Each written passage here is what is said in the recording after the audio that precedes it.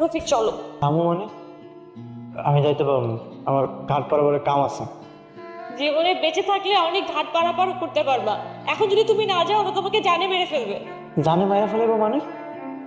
ওরা সবকিছু জেনে গেছে। আমি যে তোমাকে ভালোবাসি এটা ওরা কোনোভাবে মানতে পারতেছে না।